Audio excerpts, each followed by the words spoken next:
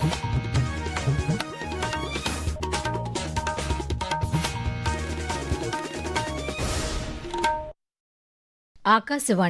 ప్రాంతీయ వార్తలు చదువుతున్నది ఎస్ మణి. ముఖ్యాంశాలు. ఉభయ తెలుగు రాష్ట్రాల్లో ఈరోజు భోగి పండుగను ప్రజలు ఆనందోత్సాహాలతో సంప్రదాయబద్దంగా జరుపుకుంటున్నారు. సంక్రాంతి పండుగ సంస్కృతి సాంప్రదాయాలను చాటి చెప్పే గ్రామీణ పండుగ అని కేంద్ర మంత్రి భూపతిరాజు శ్రీనివాస్ వర్మ పేర్కొన్నారు. కేంద్ర ప్రభుత్వం కొత్తగా ప్రవేశపెట్టిన వీబీజీ రామ్జీ పథకంతో ఉపాధి కూలీల ఆదాయం రెట్టింపు అవుతుందని కేంద్ర మంత్రి బండి సంజయ్ పేర్కొన్నారు. పేదల సొంతింటి కలను సాకారం చేయడమే రాష్ట్ర ప్రభుత్వ లక్ష్యమని ఆంధ్రప్రదేశ్ పరిశ్రమల శాఖ మంత్రి టీజీ భరత్ తెలిపారు. ఇక వార్తల్లోని వివరాలు. తెలుగు ప్రజలు 4 రోజుల పాటు జరుపుకునే ప్రధాన పండుగ సంక్రాంతి నేపథ్యంలో ఈరోజు భోగి పండుగను ఆంధ్రప్రదేశ్, తెలంగాణ రాష్ట్రాలలో ఆనందోత్సాహాలతో ప్రజలు జరుపుకుంటున్నారు. ఈరోజు భోగి పండుగ సందర్భంగా చిన్నారులకు భోగిపళ్లు పోయటం, బొమ్మల కొలువులను ఏర్పాటు చేయడం సంప్రదాయంగా వస్తోంది. ఉభయ తెలుగు రాష్ట్రాలతో పాటు తమిళనాడులోని నగరాలు, పట్టణాలు, ప్రత్యేకించి పల్లె ప్రాంతాలలో ప్రజలు భోగి మంటలు వేస్తున్నారు.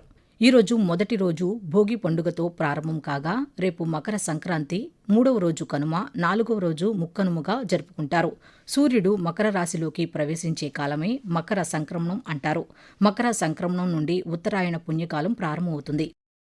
భోగి పండుగ సందర్భంగా ఆంధ్రప్రదేశ్ ముఖ్యమంత్రి నారా చంద్రబాబు నాయుడు తెలుగు ప్రజలకు శుభాకాంక్షలు తెలిపారు. సంక్రాంతి ముగ్గులతో అలరారుతున్న తెలుగు లోగిళ్లలో భోగి పండుగ జరుపుకుంటున్న తెలుగు ప్రజలకు హృదయపూర్వక శుభాకాంక్షలు అంటూ సామాజిక మాధ్యమం ఎక్స్లో పేర్కొన్నారు.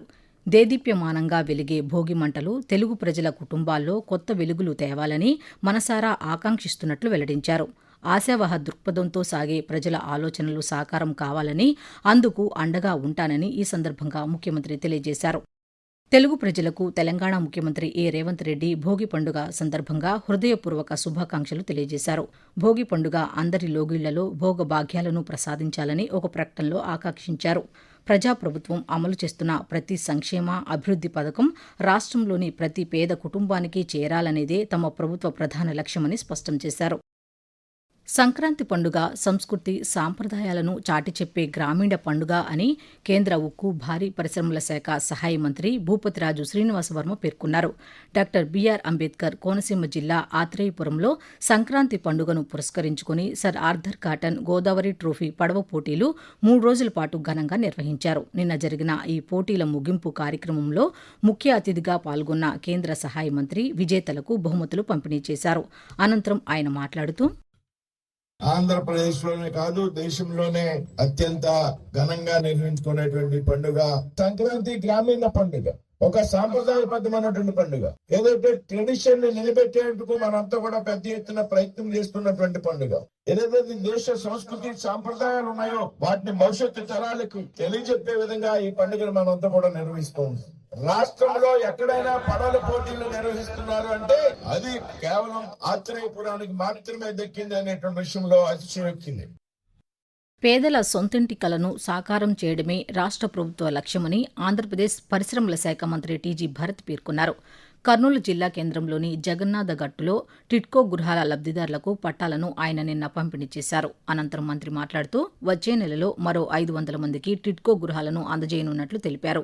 టిడ్కో సముదాయంలో విద్యుత్, త్రాగునీరు వంటి మౌలిక సదుపాయాలు కల్పించామని, త్వరలో బస్సు సౌకర్యం, పోలీసు భద్రత వంటి అన్ని సదుపాయాలను కల్పిస్తామని హామీ ఇచ్చారు.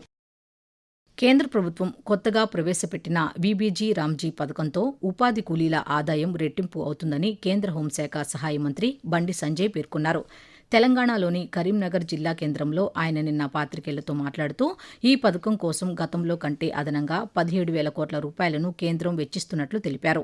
తెలంగాణలో ఈ పథకం అమలుకు అదనంగా 340 కోట్ల రూపాయలు కేటాయిస్తున్నట్లు చెప్పారు. కొత్త పథకంతో కూలీలకు 125 రోజులు పని లభిస్తుందని పేర్కొంటూ, గ్రామంలో ఈ విబి జీరాంజీ మార్చిన తర్వాత ఆ 100 రోజుల పని 120 రోజులకు పెంచడం జరిగింది. గతంలో పని ఉంటే ఉంటది, లేకుంటే లేదు. ఆ పైసలు కూడా సరిగా ఇవ్వలేని పరిస్థితి. కానీ ఇప్పుడు కొన్ని మార్పులు చేయడం ద్వారా ఆ నిర్ణీత సమయంలో ఎవరైతే పేరు నమోదు చేసుకున్నారో వాళ్లకు 15 డేస్ లోపల కంపల్సరీ పని కల్పించాలి. ఒకవేళ పని కల్పించకుంటే వాళ్లకు ఉపాధి భత్యం వడ్డీతో సహా ఇవ్వాలి. ఆకాశవాణి ప్రాంతీయ వార్తలు వింటున్నారు.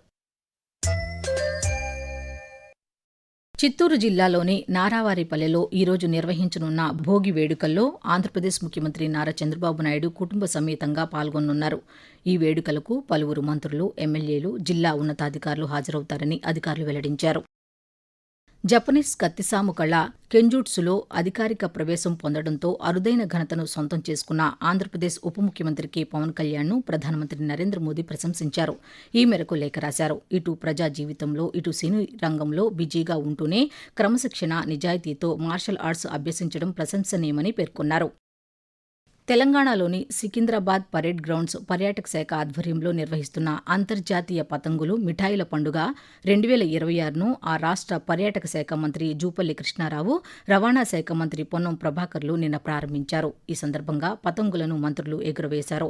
అనంతరం మంత్రి జూపల్లి కృష్ణారావు మాట్లాడుతూ, మన యొక్క సంస్కృతి, మన ఆటపాటలు, మన కల్చర్ ఇవన్నీ మరుగున పడకుండా ఉండాలని, ఇది కాపాడుకోవాలని, కాపాడుకోవడమే కాకుండా మన సంస్కృతిని, మన ఆటపాటల్ని, మన టూరిజాన్ని దేశంలోని ఇతర రాష్ట్రాలకు, ప్రపంచానికి చాటి చెప్పడం కోసమే ఈ యొక్క గొప్ప ఈవెంట్ మనం నిర్వహించుకుంటా ఉన్నాం. ఇది మన యొక్క సాంప్రదాయం. ఏలూరు జిల్లాలో ఎరువుల కొరత లేదని, రైతులు ఆందోళన చెందవద్దని ఆంధ్రప్రదేశ్ గృహ నిర్మాణ శాఖ మంత్రి కొలుసు పార్థసారథి చెప్పారు. జిల్లాలోని నరసింహారావుపాలెంలో ఉన్న ప్రాథమిక వ్యవసాయ పరపతి సంఘం గోదామును, ఎరువుల దుకాణాలను మంత్రి నిన్న ఆకస్మికంగా తనిఖీ చేశారు. ఈ సందర్భంగా గోదాములో ఉన్న ఎరువుల నిల్వలు, రిజిస్టర్లను మంత్రి పరిశీలించారు. అక్కడి రైతులతో మాట్లాడి సమస్యలను తెలుసుకున్నారు. నరసింహారావుపాలెంలో రైతుల అవసరాలకు సరిపడిన ఎరువుల నిల్వలు ఉన్నాయని, ఇంకా అవసరమైతే ఎరువులను అందుబాటులోకి తీసుకువస్తామని రైతులకు హామీ ఇచ్చారు. ధాన్యం కొనుగోళ్లలో తెలంగాణ రాష్ట్రం రికార్డు సృష్టించిందని ఆ రాష్ట్ర పౌర సరఫరాల శాఖ మంత్రి ఎన్. ఉత్తమ్ కుమార్ రెడ్డి తెలిపారు. ఖరీఫ్ సీజన్లో ఎన్నడూ లేని విధంగా 70,82,000 టన్నుల ధాన్యాన్ని కొనుగోలు చేసినట్లు ఒక ప్రకటనలో పేర్కొన్నారు. గతంలో కొనుగోలు చేసిన 70,20,000 టన్నుల రికార్డును ఈ ఖరీఫ్ సీజన్లో అధిగమించినట్లు తెలిపారు. పౌర సరఫరాల శాఖ, నీటిపారుదల శాఖల సమన్వయంతో పాటు తెలంగాణ రైతాంగ భాగస్వామ్యం ఈ రికార్డులో ఉందన్నారు. ధనధాన్య సంపదకు ప్రతీకగా నిలిచే సంక్రాంతి పండుగ జరుపుకుంటున్న రాష్ట్ర రైతాంగానికి, ప్రజలకు సంక్రాంతి శుభాకాంక్షలను మంత్రి తెలియజేశారు. వాతావరణం. ఆంధ్రప్రదేశ్ యానంలలో దిగువ ట్రోపో ఆవరణంలో ఈశాన్య, తూర్పు దిశగా గాలులు వీస్తున్నాయని అమరావతిలోని భారత వాతావరణ కేంద్రం తెలిపింది. వీటి ఫలితంగా రాష్ట్రంలోని ఉత్తర కోస్తా, యానం, దక్షిణ కోస్తాల్లో ఈరోజు పొగమంచు 1-2 చోట్ల కురిసే అవకాశం ఉందని వాతావరణ కేంద్ర అధికారి బి. శేఖర్ వెల్లడించారు.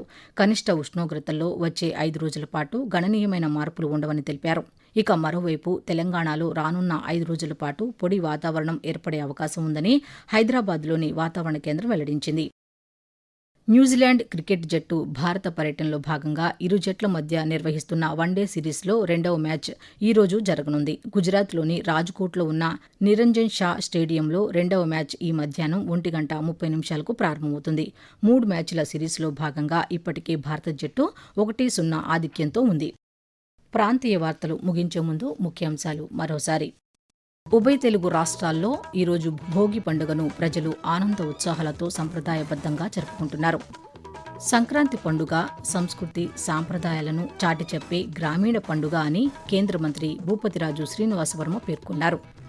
కేంద్ర ప్రభుత్వం కొత్తగా ప్రవేశపెట్టిన వీబీజీ రామ్జీ పథకంతో ఉపాధి కూలీల ఆదాయం రెట్టింపు అవుతుందని కేంద్ర మంత్రి బండి సంజయ్ పేర్కొన్నారు.